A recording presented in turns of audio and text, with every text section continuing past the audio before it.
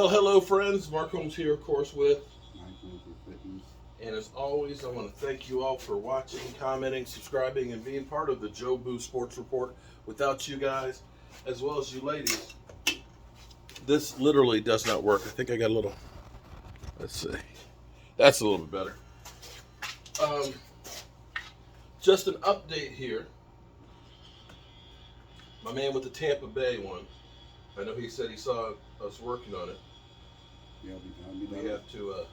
We'll be done. We'll be out tomorrow.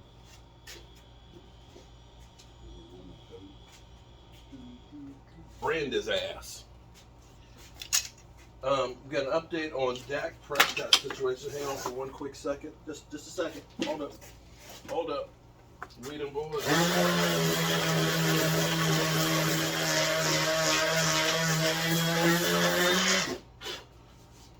Alright, there we go. Bam! Here you go, Mike.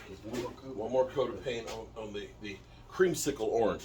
Alright, update on Dak Prescott, my quarterback, my teammate. And if you say anything about him, it's not fair. It's not fair. They did an MRI on Dak Prescott. So the soreness, he basically said, he felt a little soreness in it, so they wanted to be cautious with it. And they're going to, they did the MRI, and basically it's just like a strain with the tendons and stuff, and just because they've been letting it rip. You saw that Hail Mary that he's been throwing. You've been seen him throw all those deep ones to CD Lamb and everything else. And this could be as much as 2 weeks time of basically healing, but it's going to be taken day to day. So they'll be doing ice and stuff and stretching with it and strengthening muscles and things like that. This shouldn't be a major concern. And for those out there that I know the trolls out there are going to start saying, yep, shouldn't have paid him, can't stay healthy, can't stay on the field. I know that's the kind of shit that's going on. But I'll take the situation that I have with Dak Prescott than the one that I almost have to laugh about right now, because Philly 500, who is joining our Discord fantasy football league, he's going to be one of the ones playing. Rashid's going to be in there. We're going to talk to Cop Pizzle, see if he's going to be in there. DMV will be in there. I'll be in there. Stewart will be in there. Corey will be in there. But listening to Philly 500, who has been sending me text after text for about the last hour and a half because he saw a picture of Carson Wentz. Philly, you got to get over him. You got to let it go, dog. You have to give up. Because he looks at Carson Wentz and said, man, last year he was a fat fuck. Excuse my language. But they told him to put on weight so he could better take the injuries, and he was the fat guy who couldn't run. So now it looks like he's dropped about 30 pounds. He looks, to me, I think he looks too skinny. In fact, he looks kind of like Sam Bradford skinny. And, he's already got bird legs. So to me, I look at it and say he might get injured. But that's not the way Philly 500's looking at it. Philly 500's out there, he's going to throw for 40 touchdowns. I'm going to miss him. He should be my quarterback. And it's like... Hey, isn't that what he wants? Because they get that number one pick, it plays really good. I mean, they got 3 number ones. Yeah, but here's the problem, is if he plays well, and if Jalen hurts the team, then all of a sudden it's going to be like, don't. Yeah, but you got 3 number ones, so you probably, if there's any. There's no guarantee that, look, 3 number ones for RG3, 1 good season. Yeah, but you got 3. How many for Jared Goff? Yeah, but if you got 3 number ones, you might be able to draft a quarterback next year if Jalen Hurts isn't the guy with one of those picks. Yeah. I mean, look what the Browns did when they got all those picks from the Eagles. That ain't my problem. My problem is my quarterback right now is sore right now and could miss up to 2 weeks of training camp. But I'm not majorly concerned about it. I think this is just, like I said, we didn't have training camp last year. Dak has been doing a whole lot of work in the offseason, and you went from 0 to 60 because, when you were healing from the ankle, you didn't have time to get out there and really be able to work because you couldn't stand up and things. Now, you've gone full go, and, you're just a little sore. It's kind of like right now, when I go to my therapist, after all of a sudden they start doing all kinds of exercises, my shit's sore from 2 days ago. Because I ain't used those muscles in a long time. Each day it gets a little bit better. I put a little ice on it and stuff. In fact, I got a shot of cortisone in the knee today because he said that the meniscus is healed.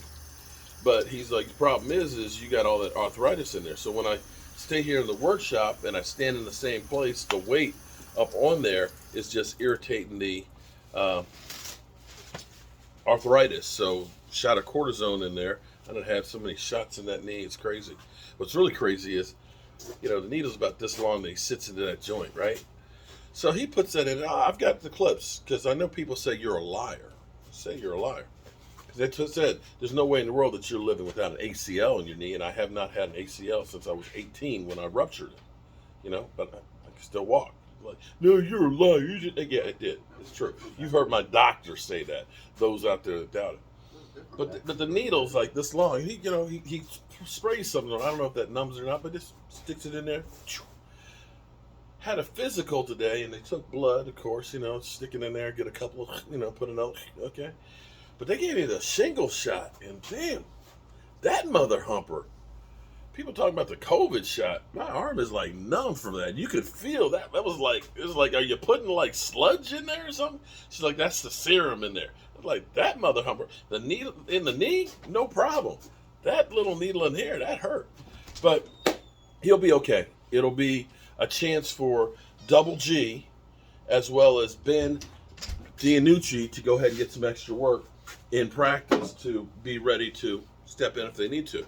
And this is kind of like when you think about the Cowboys before Dak, in the later years of Tony Romo. Tony Romo was always coming back from a hurt shoulder or back surgery, the collarbone issues and stuff. And he didn't do that much work in preseason. In fact, it was good because you had Kellen Moore, who was taking most of the snaps and stuff. He got hurt. Then Dak Prescott got the opportunity to learn the offense in real time and play with the number ones. So getting, Garrett Gilbert out there working with the number ones is a good thing overall. I'm not so worried about Dak Prescott because of all the work that he's done, knowing Amari Cooper, knowing CeeDee Lamb, and knowing Michael Gallup, that they won't have any problem getting together on the field because they are used to this offense. They're used to working together. They know where to be. If it were we had a new offensive coordinator, if we ended up having new receivers and guys that haven't worked together, I'd be more concerned than I am right now. Right now, I'm actually okay with them taking it day by day and not rushing it because this is just preseason. We've had a long time of OTAs and minicamp, and we've got more work in than a team like Philadelphia that just started training camp. So that's all I got to say about that. And Philly, stop crying. Stop crying. Listen, man, you made your bed. It's done. It's over with. There's no point in crying about something that you got no control over.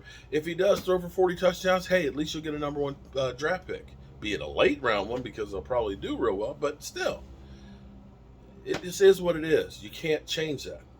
All right, I'll check you later. Peace.